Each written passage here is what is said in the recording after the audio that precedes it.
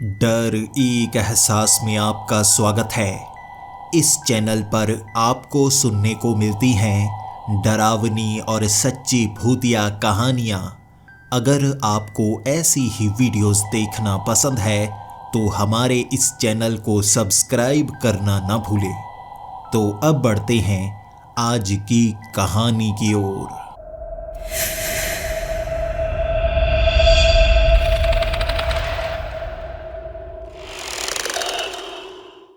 Hello दोस्तों, मेरा नाम शुभांग है और मेरी उम्र 28 साल है। सबसे पहले मैं आपको अपनी जानकारी देना चाहूँगा। जब मैं 10वीं कक्षा में था तभी मैं समझ गया था कि हमारी माली हालत सही नहीं है। उससे पहले तो मैं पिताजी से बहुत ज़्यादा ज़िद किया करता था कि मुझे वो खिलौना चाहिए, मुझे ये चीज़ चाहिए, मुझे अच्छे कपड़े चाहिए। मेरे पिता कभी भी वो चीज़ें मुझे लेकर नहीं देते थे। कभी कभार कोई पसंदीदा चीज़ मिल जाती थी, वरना कुछ नहीं मिला करता था। पहले मैं जिद करता था, समझ नहीं पा रहा था मेरे पिता कम कमा रहे हैं, इसीलिए चीज़ें लेकर नहीं दे सकते। 10वीं कक्षा में जब मुझे ये समझ में आ गया, उसके बाद मैंने जिद करनी छोड़ दी थी। लेकिन मेरे दोस्त ऐसे थे जो महंगे महंगे कपड़े डाला करते थे, वो गले में चांदी की चेन डाला करते थे, वो रेस्टोरेंट में जाकर खाना खाया करते थे, और मैंने तो कभी छोटे से ढाबे में भी खाना नहीं खाया था। एक दिन ऐसे ही एक दोस्त से जिद करके मैंने पूछ लिया था, तुम्हारे पिता इतने पैसे कैसे कमाते हैं? और उसने कहा था, पिता पैसे कैसे कमाते हैं?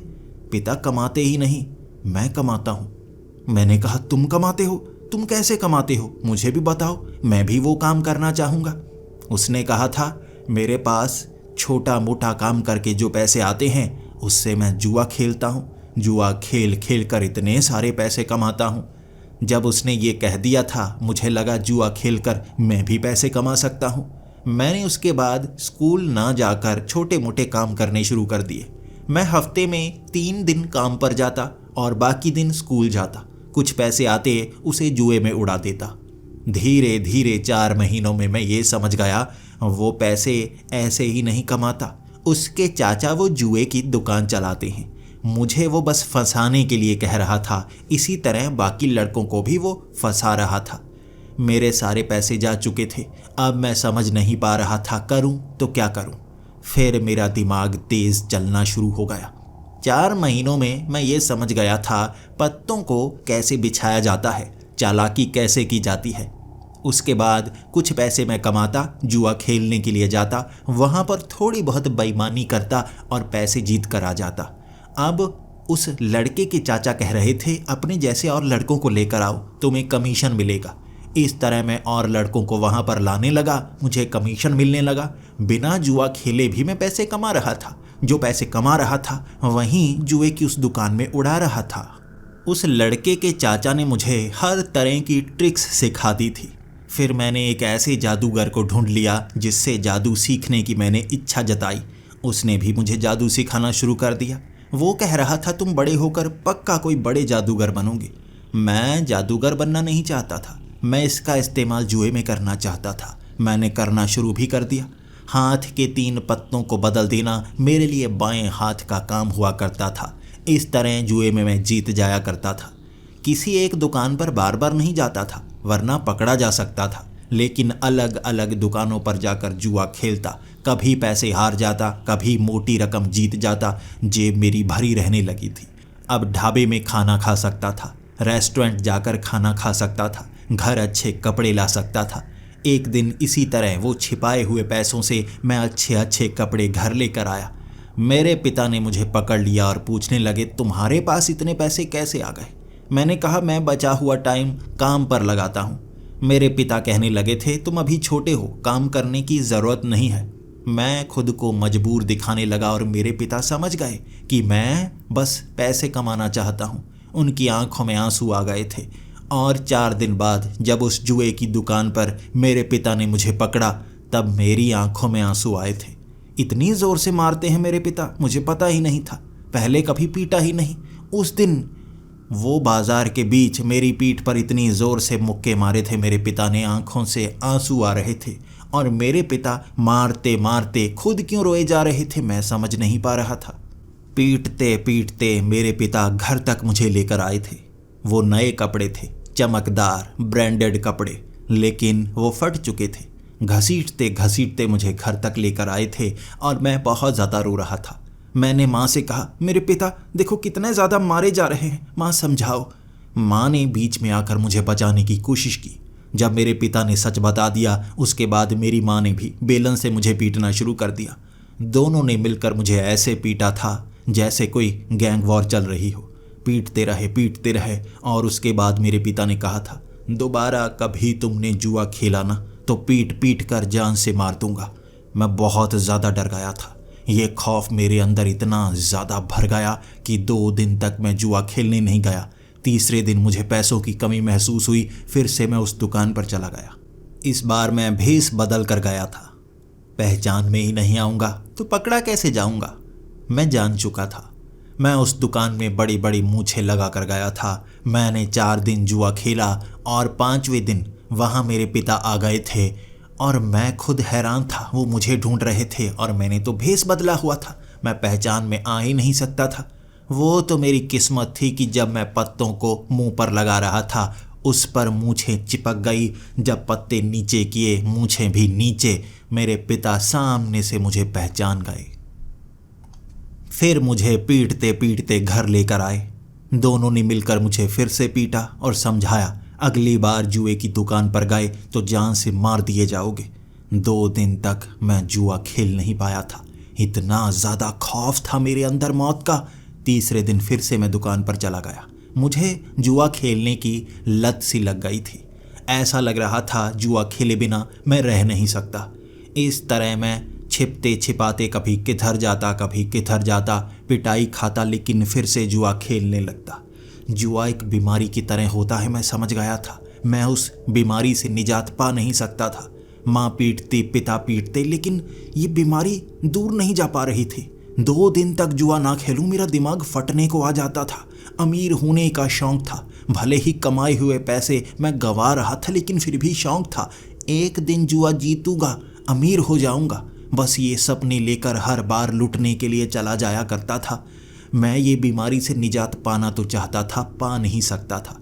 इसके बाद समय बीतता गया। मैं जुआ खेलता रहा, लेकिन कोई और बुरी आदत मुझे नहीं लगी थी। ना मैं सिगरेट पीता था, ना कोई नशा करता था। बस एक बुरा शौक था, मीठा खाने का।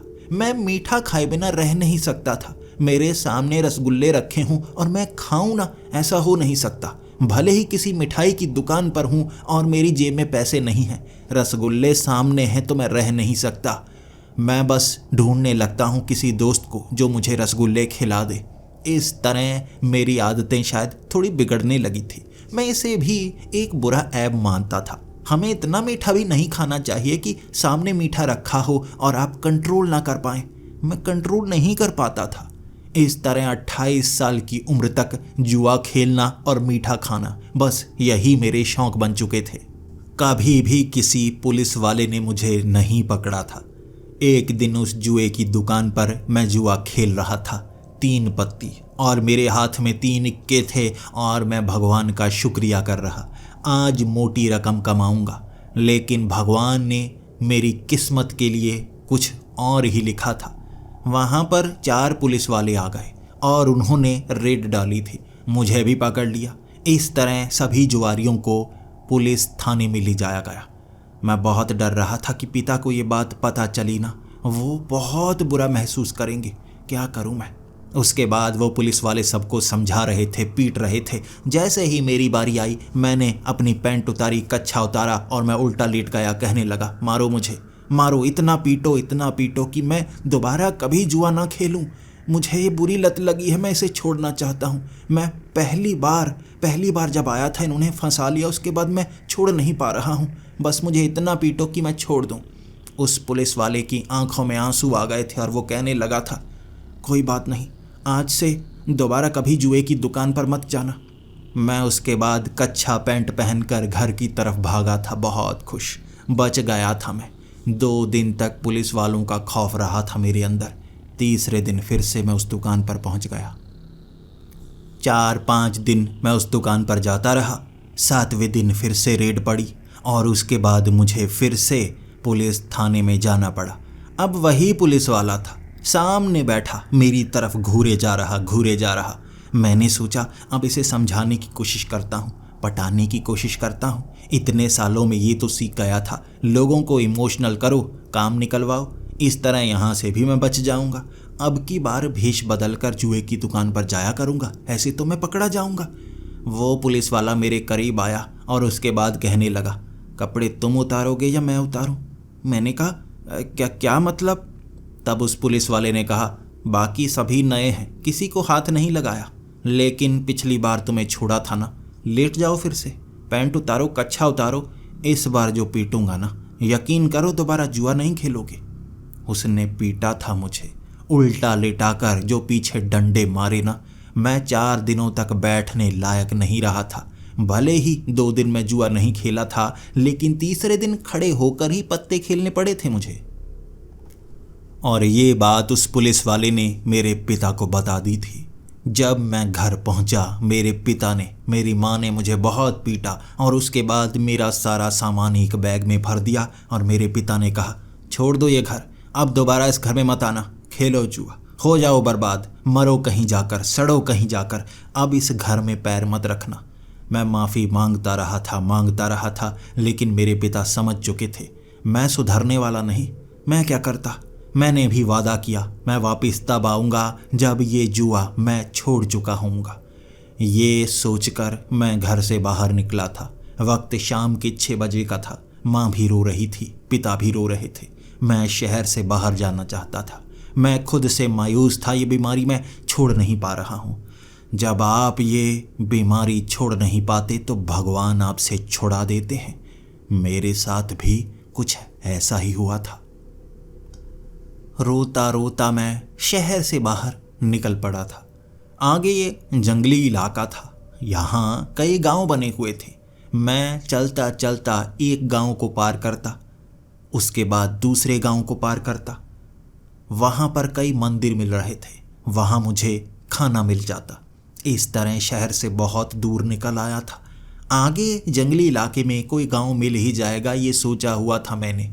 मैं घर से ही ये ठान कर आया था, कहीं किसी तीर्थ स्थल पर चला जाऊंगा, वहाँ खाना खाता रहूँगा। वहाँ तो कोई जुए की दुकान नहीं मिलेगी, तो ये बीमारी हमेशा के लिए दूर हो जाएगी। इस तरह मैं उस जंगली इलाके में था और वहाँ मुझे लगी हुई बहुत ज़्यादा भूख। एक तलब मेरे अंदर जुआ खेलने की भी थी। उंगलियां कांप रही थी, पत्तों को छूना चाहती थी। मैं क्या करता, उस जंगल में एक जगह मैंने डेरा डाल लिया। मैं ज़मीन से पत्थर उठाकर उसी से जुआ खेलने लगा। ये बुरी लत होती है, छूटती नहीं। नशा फिर भी छूट जाता है, जुआ नहीं छूटता। पत्थरों से ही जुआ खेलने की कोशिश कर रहा था। एक तरफ मैंने कपड़े रखे हुए, एक तरफ खाने का सामान। दोनों में से एक चीज़ मिलेगी। अब मैं सारे कपड़े उतार कर वहाँ रख चुका था और ये सोच रहा था खुद से ही जुआ खेलूँगा। जीतना है मुझे, जीतना है मुझे। तभी मुझे आवाज़ें सुनाई देने लगी। ऐसा लग रहा था जंगल में मेरे अलावा और भी लोग हों। सबसे पहले तो मैंने कपड़े पहने। कोई मुझे इस तरह बिना कपड़ों के देखे, मुझे बहुत ज़्यादा शर्म आएगी। कपड़े पहने, सामान इकट्ठा किया। मैं देखने लगा कौन ये आवाज़ें लगा रहा है। ऐसा लग रहा था जैसे कुछ लोग आपस में कोई गेम खेल रहे हों। बहुत ज़्यादा हंस रहे थे, बहुत ज़्यादा खुश हो रहे थे। मैं आगे की तरफ बढ़ने लगा। उस जंगल के एक तरफ थोड़ी सी आग जला रखी थी कुछ लोगों ने। ये 3 लोग थे। वो गोल सर्कल बनाकर बैठे हुए थे, हाथों में उनके पत्ते देखते ही मेरी आंखें चमक गई और मुझे लगा सांस में सांस आई, मैं तो मर जाता बिना पत्तों के। भागा मैं उस तरफ। जैसे ही उनके करीब गया, वो बहुत ज़्यादा गंदे से लग रहे थे। ऐसा लग रहा था शरीर पर इतनी ज़्यादा मिट्टी लगी हो। एक के होंठों पर जैसे गीली मिट्टी चिपकी हुई थी। मैं हैरान था और मैंने पूछा, कहाँ से गिर कर आए हो तुम तीनों? तो वो कहने लगा, तुम कौन हो? अपना काम करो, वरना इतना पीटेंगे दोबारा इस जंगल में आओगे नहीं, निकलो यहाँ से। मैंने कहा, अरे गुस्सा क्यों करते हो? मैं तो मजाक कर रहा था, तुम्हारे ऊपर मिट्टी लगी है ना। उसने अपने शरीर की मिट्टी झाड़ने की कोशिश की, लेकिन वो गीली मिट्टी थी, हाथों पर भी लग गई और उसके बाद वो मुझे गालियाँ निकालने लगा। चला जा यहाँ से, हाथ भी गंदे करवा दिए, अब शरीर पर मिट्टी लगी है, बड़ी मुश्किल से तो हाथ साफ किए थे। ये कहकर वो आपस में वो पत्ते खेलते गए। मैं अब कहने लगा था, देखो मुझे माफ़ कर दो, मुझे भी पत्ते खेलने हैं। जब मैंने ये शब्दों का इस्तेमाल किया था वो तीनों हैरान हो गए थे, एकदम मेरी तरफ देखने लगे और फिर हंसकर कहने लगे, चला जा पागल, हमारे साथ खेलेगा लुट कर जाएगा। मैंने कहा, मैं लुटने को तैयार हूँ, वैसे भी घर से निकाला जा चुका हूँ, मेरे पास और कुछ है नहीं, तो जो है मैं उसी को दाव पर लगाऊंगा, लेकिन पत्ते खेलने हैं मुझे। वो बार बार मुझ पर हंसे जा रहे थे और मुझे शर्मिंदगी सी होने लगी। मैंने कहा, मुझे खेलना है, खिलाओ मुझे, मैं खेलना चाहता हूँ। ये खाने की चीज़ हो गई या कपड़े हो गए, मैं इसे दांव पर लगाने को तैयार हूँ, तुम्हारे साथ मुझे पत्ते खेलने हैं। तो वो एक तरफ साइड में हुए और मेरे लिए जगह बनाई, मुझे बैठने के लिए कहा। मैं बैठ गया।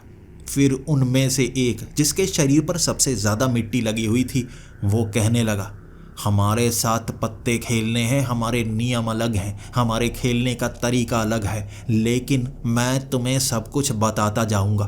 क्या पूरी गेम खेल पाओगे? मैंने कहा, मैं खेलने को तैयार हूँ। उसने कहा, बीच में छोड़ने नहीं देंगे, पूरी गेम खेलनी होगी और इसमें हर कोई जीत जाता है, तुम्हें भी बहुत कुछ मिलेगा। तुम अगर पूरी गेम खेलोगे तो जीत पाओगे, नहीं खेल पाए तो हार जाओगे। मैंने कहा, मैं जीत सकता हूँ क्या? इसमें सब जीतते हैं? उसने कहा, हाँ, इसमें सब जीतते हैं, सबको कुछ ना कुछ मिलता है। मैं बहुत खुश था और कहने लगा, बहुत समय हो गया मैं जीता नहीं, मैंने सोचा था एक बार जीत जाऊं फिर जुआ छोड़ दूंगा, मैं जीत नहीं पाया, कब से फंसा हुआ हूँ। क्या मैं जीत सकता हूँ तुम्हारे साथ? वो बहुत ज़्यादा खुश, लेकिन वो ये बात नहीं बता रहे थे कि दांव पर वो क्या लगाएंगे। अब उनके साथ मैं बैठा हुआ था, उन्होंने पत्ते बांटने शुरू कर दिए। जब वो पत्ते बांट रहा था, मैंने पूछा, शरीर पर मिट्टी लगी है, इसका राज तो बता दो, कहाँ पर गिर कर आए हो? क्या तीनों कहीं आपस में पिट विट कर तो नहीं आए?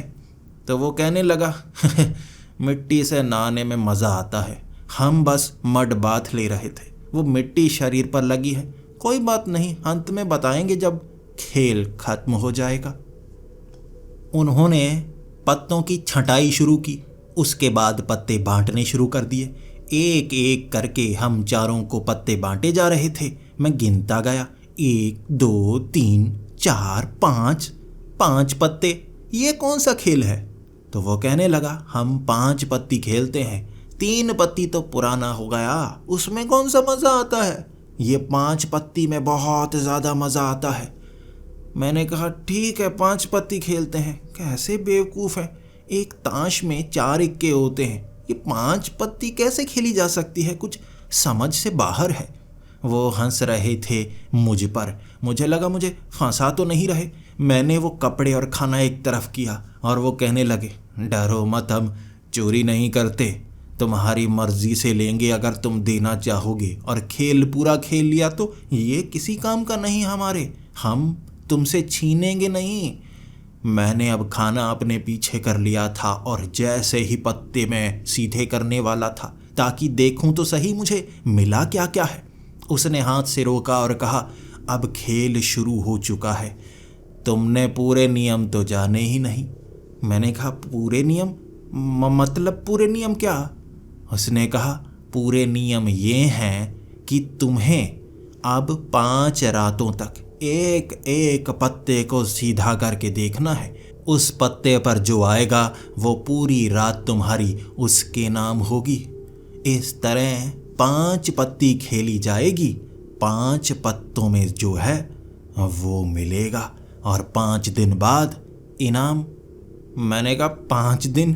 पागल हो या मैं 5 दिन ये 5 पत्ती खेलने के लिए बैठा रहूँगा? इतना लंबा खेल कौन खेलता है? 1 मिनट में पत्ता सीधा कर दूंगा बड़े आराम से, हारे तो हारे, जीते तो जीते। उसने कहा, नहीं, ये साधारण पत्ते नहीं है, ये ऐसे सीधे नहीं होते। मैंने कहा, क्यों सीधे नहीं होते? ये लो। जैसे ही मैंने पत्ते सीधे किए वो 5 के 5 पत्ते बिल्कुल सफ़ेद। मैंने कहा, ये क्या, इसमें तो कुछ भी नहीं है। तो उन्होंने भी अपने पत्ते दिखाए, हमारे पत्तों में भी कुछ नहीं है। कुछ देर बाद एक पत्ते में कुछ निकलेगा। इस तरह 5 रातें 5 पत्ते, और तुम्हें जो इसमें है वो मिलेगा। पत्ते हमेशा तुम्हारी जेब में रहेंगे। उसने ये कहा था और मेरी आंखों के सामने वो तीनों गायब। मैं हक्का बक्का सा हो गया था। भूत भूत भूत, ये कहकर मैं सामने की तरफ भागने लगा। मैंने अपना बैग उठाया, खाने का सामान उठाया, मैं भागने लगा आगे। वो भूत आ गए, भूत आ गए। हाथ से पत्ते मेरे वहीं पर बिखर गए थे।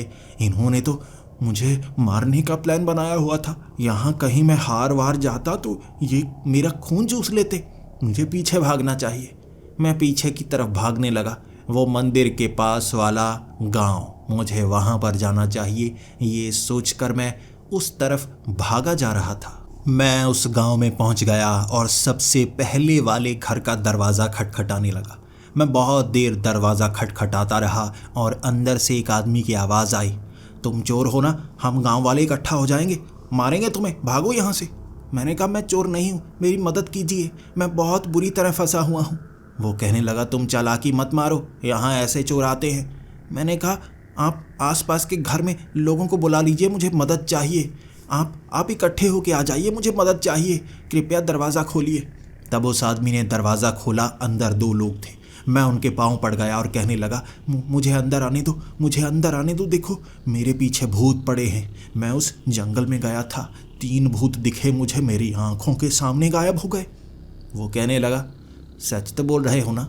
मैंने अपना बैग दिखाया, ये देखो मेरे कपड़े, खाने का सामान। मैं आगे की तरफ बढ़ रहा था, मुझे भूत दिख गए। वो कहने लगा हाँ, उस जंगल में लोगों को भूत नज़र आते हैं और वो भूत काफ़ी ज़्यादा खतरनाक हैं। उनकी शक्तियाँ बहुत अजीब सी हैं। लोगों को कभी कभी वो बड़े बड़े होकर नज़र आते हैं, कभी चुड़ैलें नज़र आती हैं। जो उस जगह पर जाते हैं ना वो पागल हो जाते हैं।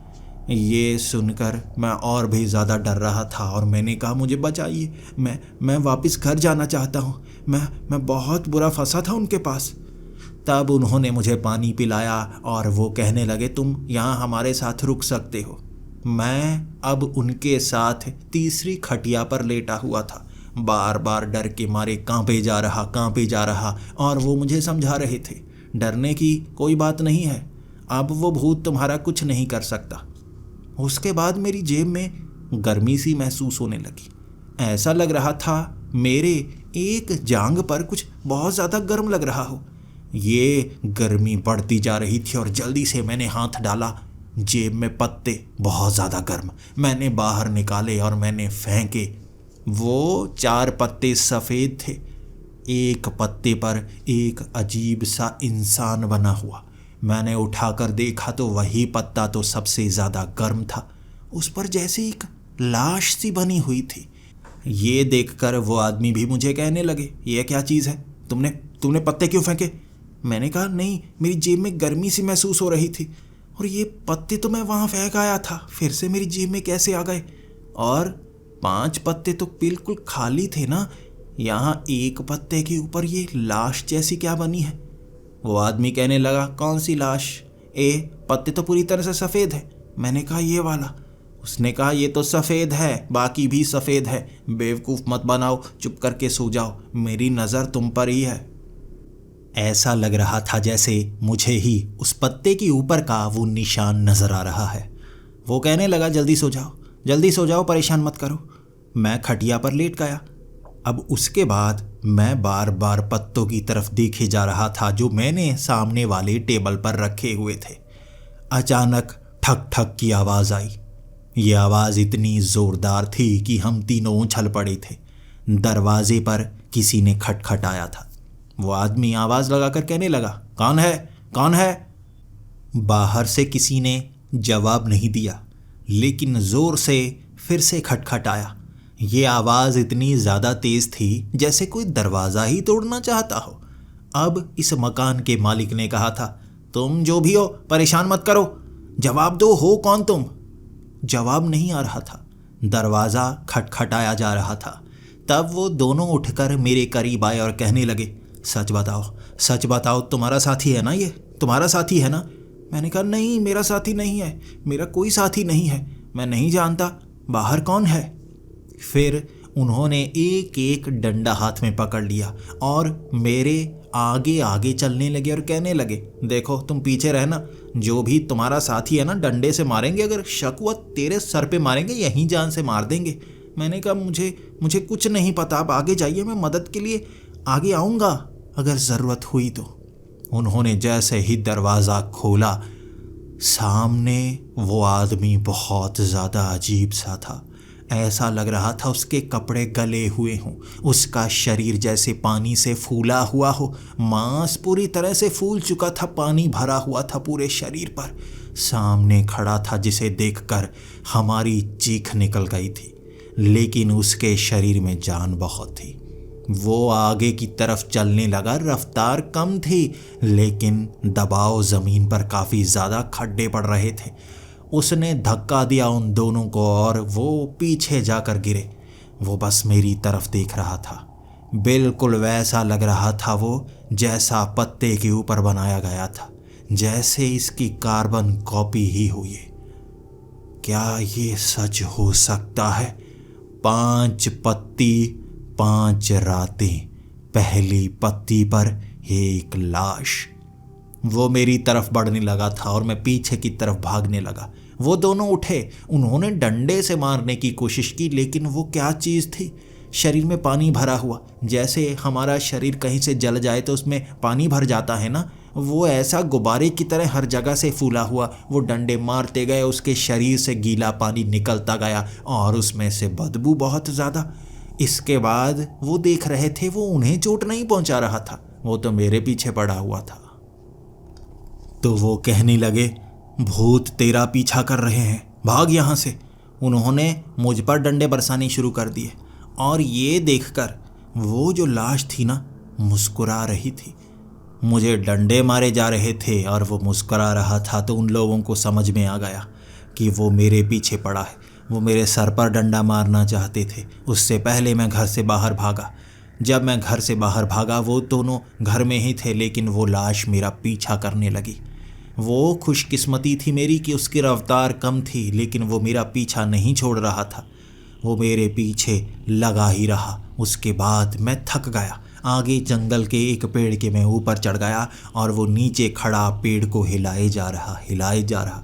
आधा घंटा ये सब चलता रहा। उसने हिला हिला कर पेड़ को इतना कमज़ोर कर दिया कि वो सूखा हुआ पेड़ एक तरफ गिरने लगा।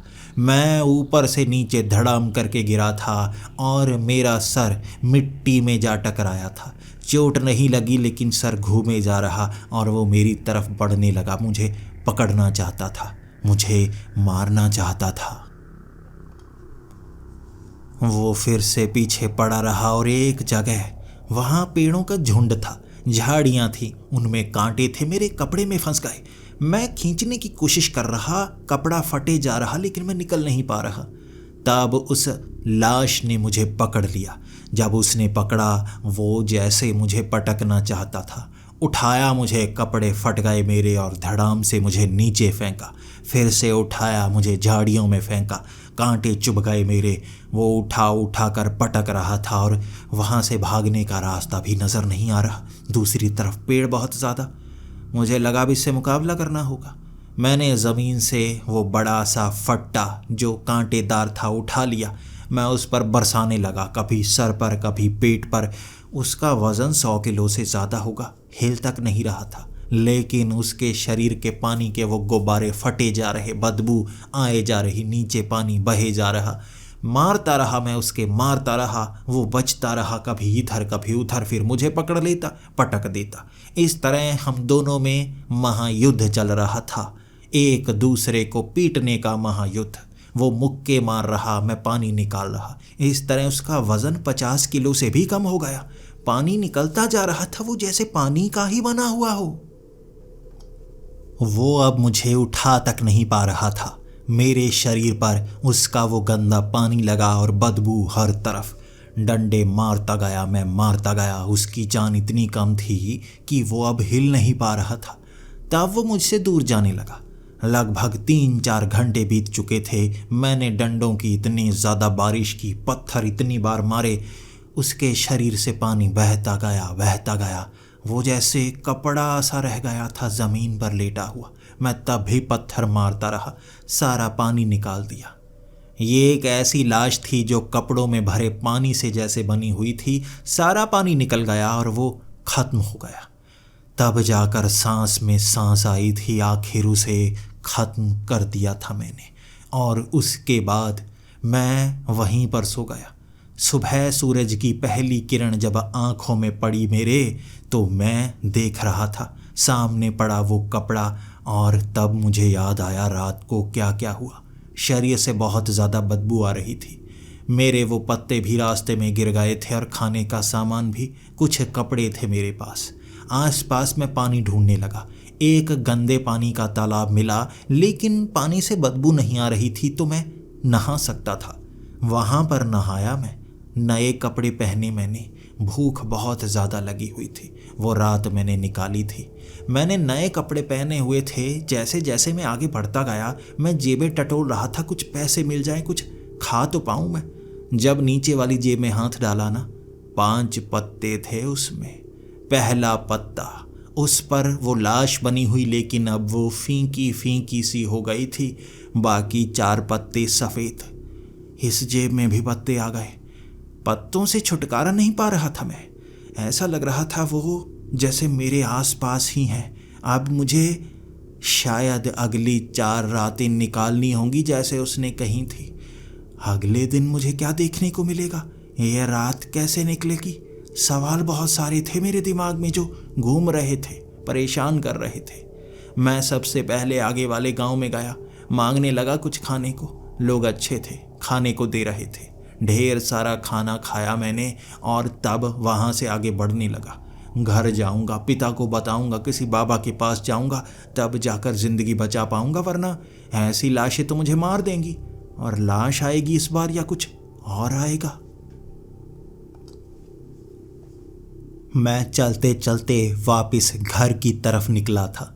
जब मैं घर पहुंचा, पिता से माफ़ी मांगने लगा। वक्त दोपहर का था। मेरे पिता माफ़ नहीं करना चाहते थे। वो तो मुझे झांपड़ लगाते गए, और मैंने कहा, जुआ छोड़ दिया मैंने, अब मैं जुआ नहीं खेलना चाहता। मेरे पिता अब मुझसे सहानुभूति दिखा रहे थे कि दोबारा वैसा मत करना, तू बिगड़ जाएगा, तेरी ज़िंदगी के लिए हम कह रहे हैं। वहाँ पर दोपहर का खाना खाया मैंने। तब जाकर मुझे शांति का एहसास हुआ। शाम के 4 बजे मेरे पिता ने जेब में वो पत्ते देख लिए, और मैं पिता को समझा रहा था कि ये पत्ते मेरे नहीं हैं, ये जादुई पत्ते हैं, जेब में आते हैं। मेरे पिता ने भी एक तरफ से वो डंडा उठाया और कहा, ये मेरा डंडा नहीं है, ये चमत्कार से हाथ में आ जाता है और चमत्कार से मेरी बाजू चलती है।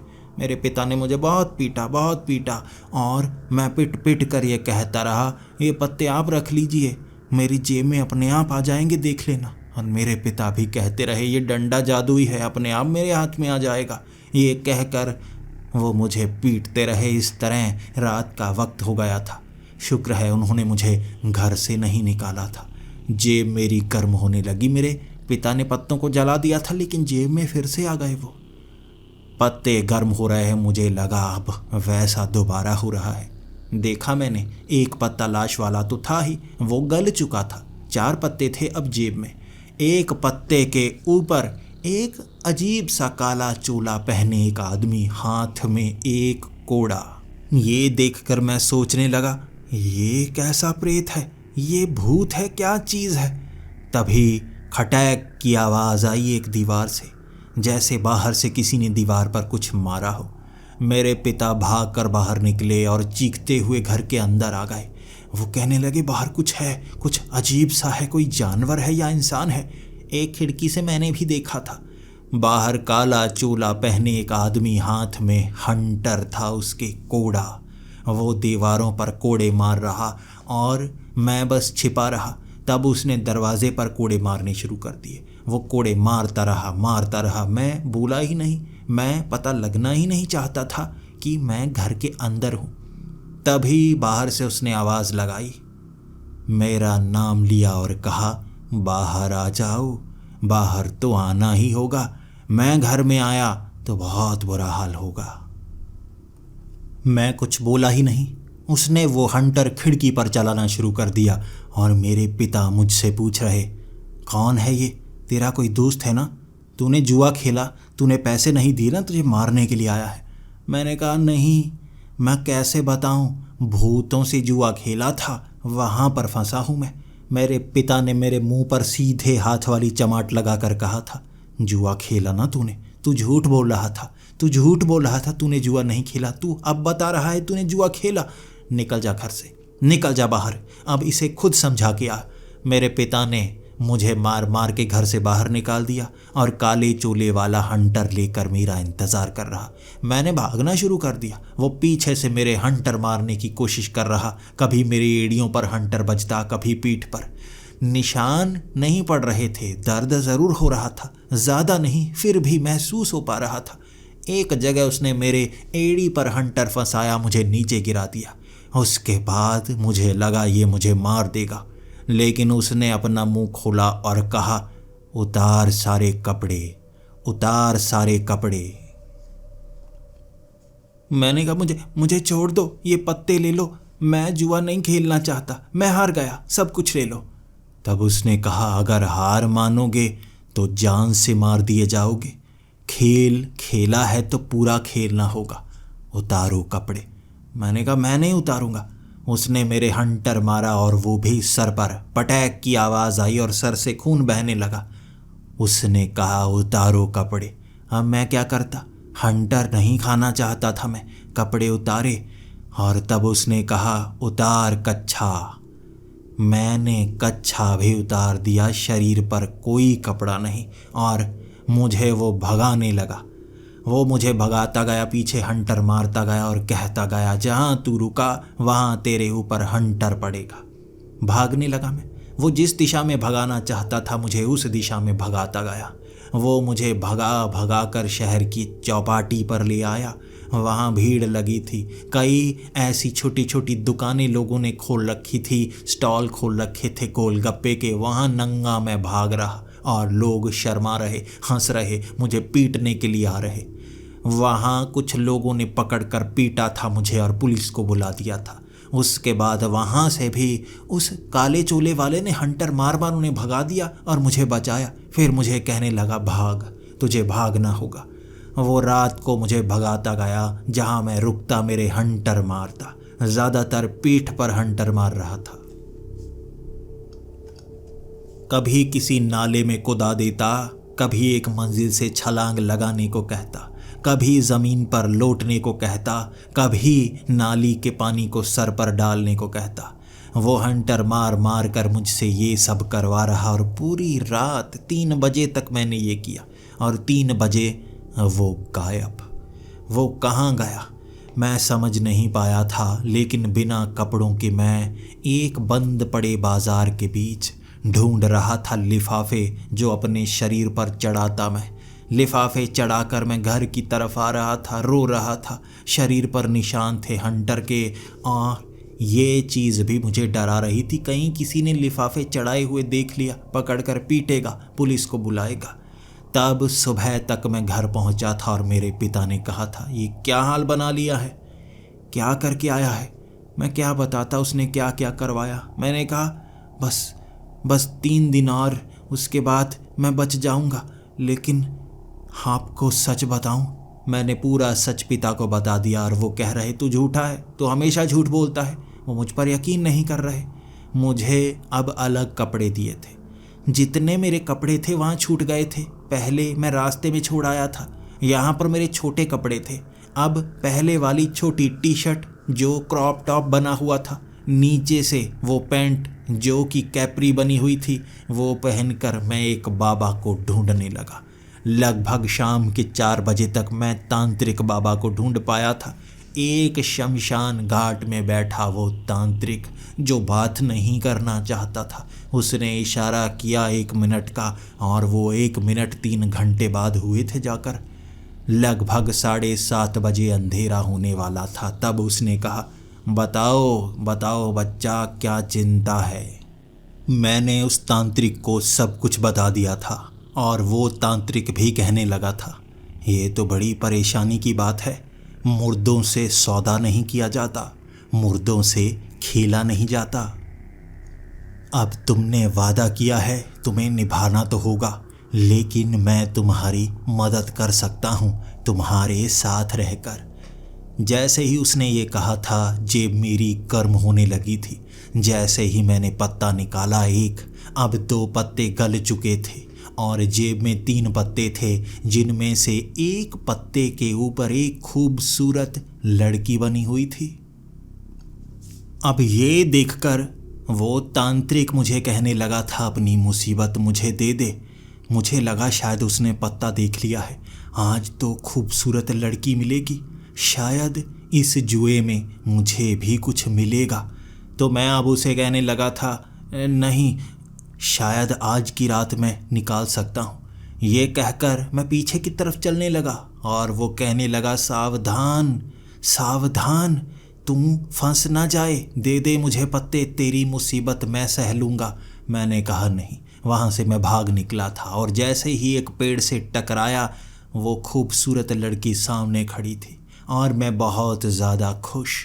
मुझे लगा कि मेरी ज़िंदगी में किस्मत कभी काम नहीं की, आज किस्मत चमक गई। वो खूबसूरत लड़की बहुत ज़्यादा प्यारी थी, उसकी आवाज़ बहुत ज़्यादा अच्छी, और वो मुझसे कहने लगी, चलो तालाब में नहाते हैं। अब ये सुनकर मुझे बहुत खुशी हुई। मुझे लगा ये लड़की तो पटी पटाई मिली है, भूतनी है, जो भी है मेरे साथ नहाना चाहती है, तो मना मैं कैसे कर सकता हूँ। भले ही 2 रातों तक मैंने बहुत कुछ सहा था, लेकिन आज कुछ अच्छा मिला है। मैं उसके पीछे पीछे चलने लगा। उसने मुझे ज़रा भी तंग नहीं किया। मुझे लग रहा था किस्मत खुल गई, किस्मत खुल गई, इसके साथ नहाऊंगा, वाह मज़ा आ जाएगा। लेकिन जब मुझे वो उस तालाब में लेकर गई, कहने लगी, अब तुम्हें इस पानी के अंदर जाना होगा। मैंने कहा, तुम भी चलो। उसने कहा, तुम्हें जाना होगा, जल्दी करो। मैंने जल्दी से कपड़े उतारे और छलांग लगा दी उस तालाब में। उसके बाद उसका पानी थोड़ा गहरा था और बाहर से खड़ी होकर वो कहने लगी, तैरो। मैंने कहा, तुम भी आ जाओ, मैं अकेला नहाता हुआ अच्छा नहीं लगता, तुम भी आ जाओ, इकट्ठा नहाते हैं। वो बस कहती रही, तैरो, और मैं तैरता रहा 2 घंटे तक। मैं समझ नहीं पा रहा था वो आ क्यों नहीं रही। मैं 2 घंटे में बहुत ज़्यादा थक गया था, अब थोड़ा थोड़ा डूबने लगा था और मैं तैरकर बाहर आना चाहता था। बाहर जैसे ही मैं आया, उसने अपनी बाजू लंबी कर ली, उंगलियां लंबी कर ली और एक चमाट मेरे घुमा कर मारी। मेरी गाल पर निशान छप गया। जैसे ही हाथ में मट्टी पर रखने की कोशिश करता, वो अपने दांत गड़ा देती। मैं अब तालाब से बाहर नहीं आ सकता था। वो मुझे तैरने को कह रही थी, मैं तैरता गया। जैसे ही बाहर आने की कोशिश करता, वो उंगलियों पर पत्थर मार देती, कभी मेरे सर पर काटती, कभी मेरी आंखों में अपनी उंगलियां चुभो देती, बस मुझे पानी से बाहर नहीं आने देती। मुझे अब ठंड लगने लगी थी। इतना समय हो गया तैरते हुए, मुझे बाहर जाने दो। उसने हंसते हुए कहा, बाहर नहीं जा सकते, तैरना होगा तुम्हें, तैरना। मैं तैरता रहा था, इतना ज़्यादा थक गया, बीच बीच में मैं डूब जाता, मुझे गोते आने लगते। फिर मैं किनारे पर आता और वो कहती, तैरो। मैं नहीं तैरता तो बाहर से पत्थर मारने लगती, कभी सर पर, कभी पीठ पर। मेरे बहुत चोट के निशान बन गए थे। मैं एक हाथ हिलाते हुए ही कहता, तैर रहा हूँ, तैर रहा हूँ। वो फिर से मेरा कान पकड़ लेती, मेरे सर पर मुक्के मारती और कहती, तैरना होगा। अब मुझे लगा लड़की है ना, और क्या करेगी, बाहर आ जाता हूँ। मैं जैसे ही बाहर आने के लिए निकला था, उसे धक्का देने की कोशिश की थी। उसका भयानक सा चेहरा था और बड़े बड़े दांत। उसने वो दांत इतने ज़्यादा बड़े कर लिए, मैं क्या बताऊँ। मुंह खोला था और मेरी खोपड़ी का ऊपर वाला हिस्सा उसने मुंह में डाल लिया, दांत गड़ा दिए और कहने लगी, पूरा निकल जाऊंगी अगर पानी से बाहर आए तो। मैंने आँख ऊपर की, उसका मुंह इतना खुला था मगरमच्छ की तरह कि मुझे निगल सकती थी। मैं चुपचाप पानी में आ गया, तैरने लगा। 3 बजे तक मैं बस मरने ही वाला था, थका हुआ, बहुत बुरा हाल मेरा। अचानक वो गायब हो गई। फिर मैं तैरता तैरता पानी के एक तरफ आया, बाहर निकला, फिर सांस ली मैंने। बहुत बुरा हाल था मेरा, क्या बताऊं, मैं मरते मरते बचा था। 2 घंटे मैं वहीं पर लेटा रहा, आंखें खुली थी और कब सो गया पता नहीं चला। 10 बजे सुबह उठा था। कपड़े मेरे वहाँ पर नहीं थे, वो लंगोट जो मैंने पहन रखा था उसी को पहने पहने भागा मैं उस तांत्रिक की तरफ। जब मैं उस तांत्रिक के पास पहुँचा, वो तांत्रिक वहाँ नहा रहा था। मैंने इंतज़ार किया और जब वो नहा कर आया, मैंने कहा, मुझे बचा लो, मुझे बचा लो, 2 पत्ते अभी भी बाकी हैं। उसने अपनी वो बड़ी सी लाठी उठा ली और मारता गया मेरे, भगाता गया। गालियां भी दी थी उसने और मुझे वहाँ से भगा दिया और कहा, अब खुद ही निपटो, अब मैं कोई मदद नहीं करूँगा। मैं असहाय सा फील कर रहा था। एक और तांत्रिक को ढूंढने की कवायद जारी कर दी मैंने। शाम के 6 बजे एक तांत्रिक तक पहुंच पाया मैं। वो तांत्रिक का कद 4 फुट का था, लेकिन लोग कहते थे उसमें शक्तियां असीम हैं। अब वो तांत्रिक कह रहा था, बताओ अपनी परेशानी। मैंने अपनी परेशानी बतानी शुरू कर दी, शुरू से लेकर अंत तक, और वो हंसकर कहने लगा, बहुत सह लिया तुमने, अब 2 रातें मेरे साथ रहना, देखता हूँ कैसा शैतान आता है। मैं हर किसी से मुकाबला कर सकता हूँ। अब मैं खुश था, कोई तो मेरे साथ है ना, बिना डरे मुकाबला करेगा, बस 2 रातें तो और निकालनी है। वहाँ पर बैठकर मैंने वो सड़ा गला मांस खाया था। जो जो वो खिलाता गया मैं खाता गया। उसके बाद जब 8 बजे, मेरी जेब में बस 2 पत्ते थे, 3 गल चुके थे। एक पत्ते के ऊपर एक जिन्न सा बना हुआ था, लिपस्टिक लगाया हुआ एक जिन्न। ये देखकर मैं सोचने लगा, ये जिन्न है या लड़की है, चोटी वाली गंजी लड़की। लेकिन ये गंजी लड़की नहीं लगती, ये क्या चीज़ है समझ नहीं पाया, और ना वो तांत्रिक समझ पाया ये क्या चीज़ है। पहले कभी देखी नहीं ऐसी आकार वाली, पहले कोई चीज़ नहीं देखी। अब हम वो भी देखने वाले थे। सामने से चलता हुआ एक लगभग 8 फुट का काले रंग का गंजा आदमी नजर आया। कानों में उसके बड़े बड़े से कांटे थे। ऐसा लग रहा था कोई अजीब सा प्राणी हो, लेकिन काफ़ी ताकतवर। मैंने सोचा, भागो भागो, आप तो बहुत छोटे कद के हो, अगर इसने पीटना शुरू कर दिया बहुत पीटेगा, मेरे साथ भागो, मेरी मदद करना। अब वो तांत्रिक कहने लगा, मैं इसे अपनी बातों से ही मना लूँगा, यकीन करो बहुत ताकत है मुझ में। वो चलता हुआ सामने से आया और हंसने लगा। वो लड़के, आज रात विनाश होगा, विनाश। ये सुनकर मेरी टांगें कांपने लगी थी। अब वो तांत्रिक आगे हो गया और कहने लगा, इसे हाथ लगाने से पहले मुझसे निपटना होगा। मुझसे निपट पाएगा तू? सामने से वो कहने लगा, मैं एक जिन्न हूँ, शक्तिशाली जिन्न, और मैं यहाँ आया हूँ इसके लिए, तू बीच में मत आ। अब वो तांत्रिक अड़कर खड़ा हो गया, कहने लगा, मैं तो बीच में आऊँगा, कर मुकाबला। अब वो तांत्रिक आगे बढ़ा था और उस जिन्न ने छलांग लगाई आगे की तरफ। जैसे ही उसने छलांग लगाई, उस तांत्रिक ने अपनी जेब से कुछ निकाला। वो एक अजीब सी खोपड़ी थी लाल रंग की। वो खोपड़ी उसने आगे कर दी और उस जिन्न ने उस खोपड़ी के पप्पी की। ये देखकर हम दोनों हैरान थे, वो तांत्रिक भी, मैं भी। ये क्या कर रहा है? हमें लगा था ये हमें मारने के लिए आगे बढ़ा है, हमें काटने के लिए, लेकिन वो पप्पी करने के लिए आगे बढ़ा था। फिर उसने एक तरफ होकर कहा, हाँ थू थू थू, ये क्या आगे कर दिया। हाथ मारा उसने, खोपड़ी एक तरफ फेंक दी। फिर उसने उस तांत्रिक के पप्पी की एक गाल पर, और फिर हंसकर कहने लगा, अब मैं पप्पी होंठों पर करूँगा।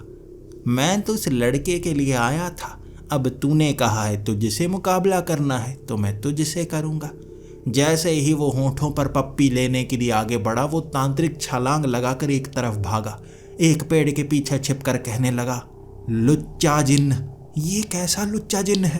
तभी लिपस्टिक लगा कर रखता है, लड़कियों जैसी आदत वाला जिन्न। इससे मुकाबला कैसे करूँगा? लड़ने वाला होता तो मैं लड़ता, ये तो बड़ा अजीब सा है। वो जिन्न तांत्रिक के पीछे पड़ गया था। उसके कपड़े उतारने पर उतारू था, होंठों पर पप्पी लेना चाहता था। वो तांत्रिक होंठों पर हाथ रखकर भागता गया और मैं वहां से भागना चाहता था उस जिन्न से दूर, लेकिन उसने मुझे भागते हुए देख लिया और मेरे पीछे पड़ गया। मुझे पकड़ा और एक जगह गिराया और कहने लगा, अब तेरी बारी है, आज की रात मेरे साथ आजा इश्क लड़ाएं, आजा इश्क लड़ाएं, आजा इश्क लड़ाएं सनम। ये कहकर वो मेरे करीब आने लगा था। होंठ उसने पाउट की तरह बना लिए थे, पप्पी लेने वाले। मैं चीखने लगा था। एक ऐसी शक्ति जो आपको मारना चाहे, आपको डरा सकती है, एक ऐसी शक्ति जो आपकी इज्जत के पीछे पड़ी हो, वो अंदर तक खौफ पैदा कर देती है। मैं भागता रहा और कभी वो मेरी पीठ पर पप्पियां लेता तो कभी मेरी गाल पर, कभी मेरे होंठों पर पप्पी लेने के लिए आता। मैं उसे धक्का देकर पीछे कर देता। मैं महसूस कर पा रहा था जैसे वो मेरे पीछे पड़ा है और मैं उससे कैसे बचूं। एक जगह उसने मुझे पकड़ लिया, वो मेरे ऊपर बैठ गया। वो मुझे बहुत सारी पप्पियां करना चाहता था। मैंने हाथ जोड़े और कहा, मुझे माफ़ कर दो, मैं लड़कियों को पसंद करता हूँ, किसी मर्द को इस तरह देखता तक नहीं, मुझे छोड़ दो। उसने कहा, मैं तो देखता हूँ और तुम मुझे पसंद भी आए हो और आज की रात मेरे साथ गुजार, कल तक करेंगे हम प्यार। अब तुझे मानना होगा, जो मैं कहना चाहता हूँ वो तुझे मानना होगा। मैं रो रहा था और वो गालों पर, होंठों पर पप्पियाँ करता गया। फिर भी ना माना वो। उसके बाद उसने कहा, उतार कपड़े। मैंने कहा, मैं नहीं उतारूंगा, मैं जानता हूँ तुम क्या क्या कर सकते हो, मैं नहीं उतारूंगा कपड़े। वो मान नहीं रहा था। उसने कपड़े उतरवाए, मुझसे मुजरा करवाया। वो इस तरह मुझ पर नोट उड़ा रहा था कि मैं समझ नहीं पा रहा था उससे भागूं तो कैसे भागूं। पकड़ कर मुझसे जैसे ऐसे बुरे काम करवा रहा था। नंगा नचवा रहा था, पेड़ों पर चढ़वा रहा था। तालाब में मैं नहा रहा था, वो गंदी नज़र से देख रहा, नज़रें झुक रही थी मेरी। और 2:45 बजे मैं बिना कपड़ों के पत्थर पर थका हुआ बैठा। वो एक तरफ गुफा के अंदर जाने वाला था। मुझे पता था समय हो गया है, अब भी 15 मिनट है। वो उस गुफा में खड़ा होकर मुझे कहता रहा, जब मिलना हो यहाँ आ जाना, अब भी 15 मिनट हैं, आजा गुफाओं में आजा गुनाह कर ले। ये कहता हुआ वो गुफा में जा चुका था और मैं रोता हुआ वहाँ बैठा था। कपड़े मेरे कहाँ छूट गए थे मुझे नहीं पता। फिर से बिना कपड़ों के घर आया था और पिता ने मुझे बहुत पीटा था। तू जुआ खेल के आया है ना, तभी तेरे कपड़े उतरे हुए हैं। माँ ने शरीर पर लिपस्टिक के निशान देखकर कहा, ये तो लड़कीबाजी भी करने लगा है। क्या बताता मैं, वो लड़की नहीं लड़का था, मेल जिन्न था जिसने ये निशान बनाए हैं। नज़रें झुकाई, पिटाई खाई और बाकी छोटे कपड़े पहन लिए मैंने। अब वो पैंट ज़्यादा टाइट थी, नीचे से फटी हुई थी और वो टी शर्ट वो क्रॉप टॉप बना हुआ था। इस तरह से आज बचने के लिए सोच रहा, कोई हथियार रखूं, रात के वक्त कोई प्रेत आएगा उससे बचूंगा। मेरे पास शक्तिशाली चीज़ें होनी चाहिए।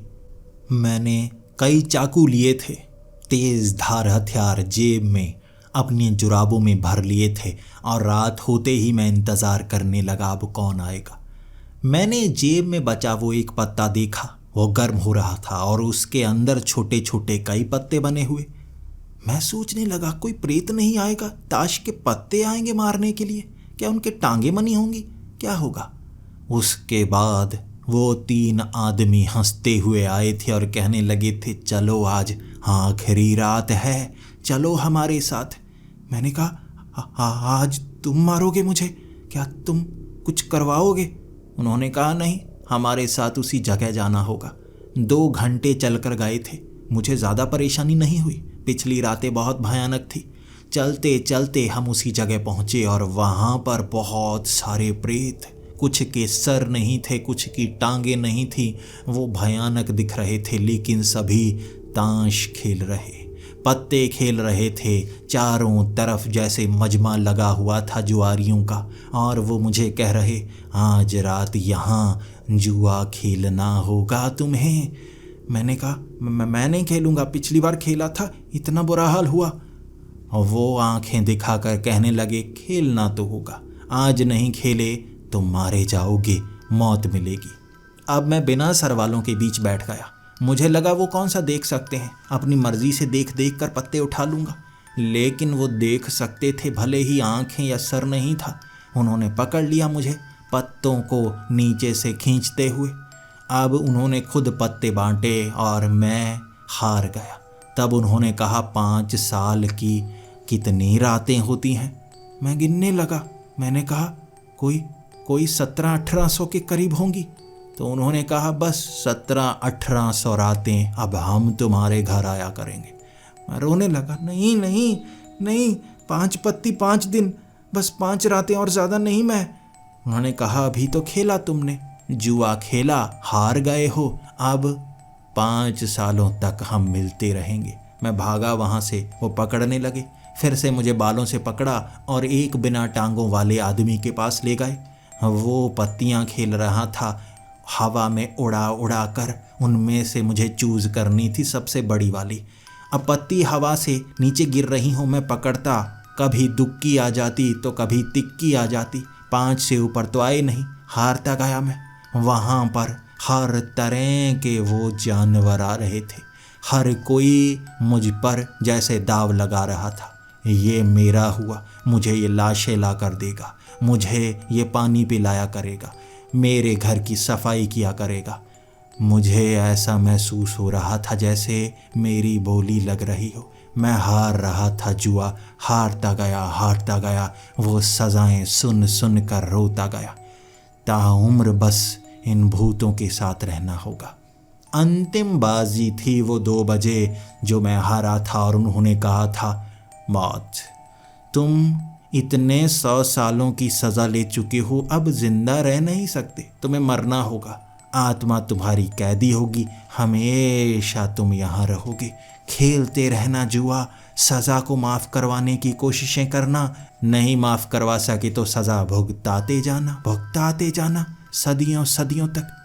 मैं रोकर वहीं गिर गया था और कहा, मार दो मुझे, मैं ये सज़ाएं भुगतना नहीं चाहता, मार दो मुझे। तूने कितना बुरा फंसाया, 5 रातों से मुझे टॉर्चर किया गया, क्यों? उन्होंने वहाँ आग जला ली, मुझे एक लकड़ी से बांध दिया और नीचे बहुत सारी और लकड़ियाँ रखी थीं। अब उसमें आग लगाते और मुझे जलाकर मारने की कोशिश करने वाले थे। मैं मायूस था, रो रहा था। तब उनमें से एक आदमी आकर कहने लगा, एक आखिरी दांव खेलना चाहते हो? मरने से पहले एक 3 पत्ती खेलोगे? मैंने कहा, मुझे मार दो, मुझे अब 3 पत्ती नहीं खेलनी।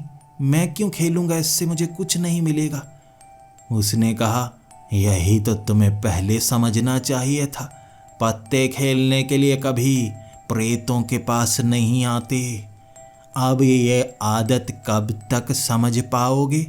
मैंने कहा, कब तक?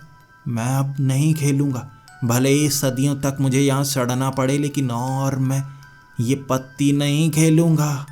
ये बुरी होती है।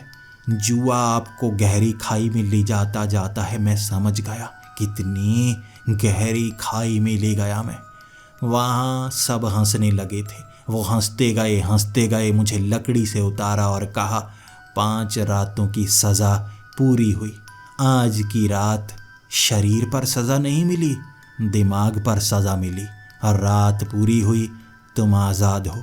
याद रखना, दोबारा कभी मन करे ताश खेलने का तो 5 पत्ती खेलने यहीं आ जाना। जीत पाए तो बहुत कुछ मिलेगा, हारे तो सज़ा। आओगे? मैं समझ नहीं पाया। मैंने कहा, क्या मैं आज़ाद हूँ, मुझे कैद नहीं करोगे? उसने कहा, नहीं, तुम्हें कैद नहीं किया जाएगा, तुम आज़ाद हो और तुम्हें 5 रातें पूरा करने के लिए ये गिफ्ट मिलता है। मैंने कहा, क्या गिफ्ट? उन्होंने कहा, आज़ादी। आज़ादी, आज़ादी।